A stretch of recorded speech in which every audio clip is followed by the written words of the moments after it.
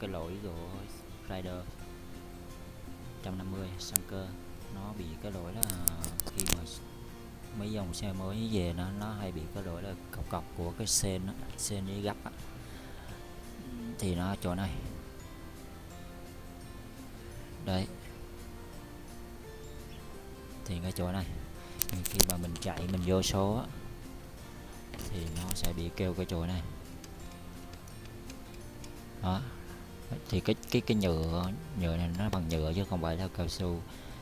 Thì bây giờ mình muốn khắc phục nó thì cũng dễ thôi, mình sẽ mở cái nhựa này ra, thay vào đó là một cái cao su gấp. Đây, cao su gấp để mình lấy nát cao su gấp nha. Hãng Racing Boy, anh em Racing của anh em Racing, để mình lấy ra cho các bạn coi luôn. Đây thì nó sẽ là như vậy đó. Nó hồi nãy là mình tháo ra rồi và mình đã cắt luôn rồi. Mình cắt cái chỗ này nè để mình nhét vô đây, chứ không nếu mà các bạn muốn đẹp là phải tháo cái gấp ra thì mới để nó, còn không thì cắt chỗ này ra cũng không thành vấn đề gì cả, còn gắn vô nó rất là dễ. Giờ mình sẽ tháo cái này ra. Ok, đây,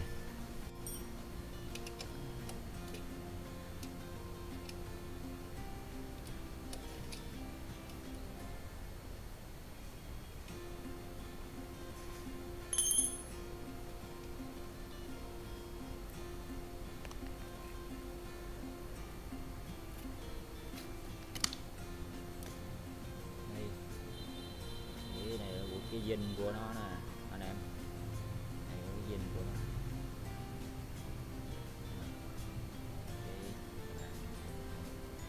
Cao su gắn nó khác, cao su nó mềm, nó dày, thì khi mà xe nó đập vô cái cao su thì không có bị kêu.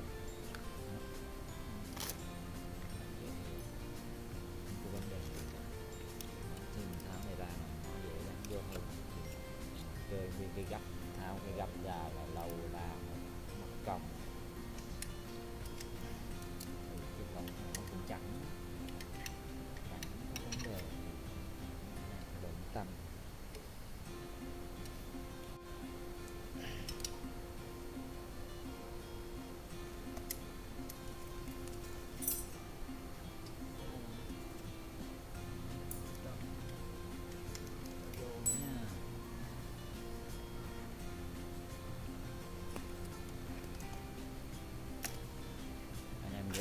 Chỗ này nữa nè, thì cái chỗ cắt của mình phải chạy vô được chỗ này. Đây này.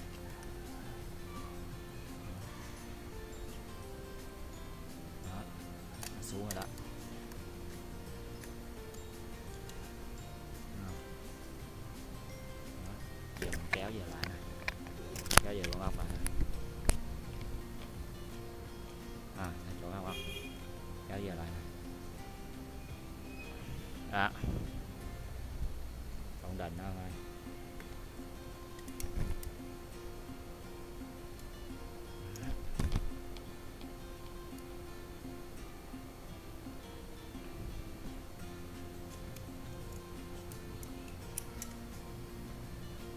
Rồi,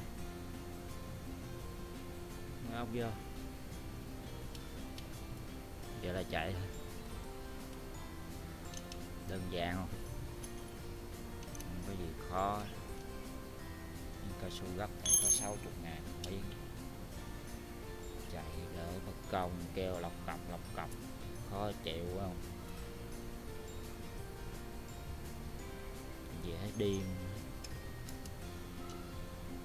Gắn này lên không mất thẩm mỹ, cũng là màu đen cũng vậy, đỡ keo đỡ hại sen.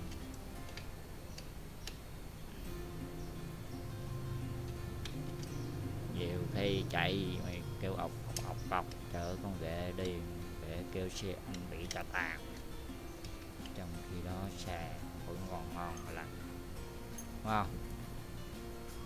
Nếu mà anh em muốn làm kỹ á, tháo chỗ này ra nè thì sẽ dễ thấy hơn, sẽ dễ thấy hơn. Chỗ này có một cái lục giác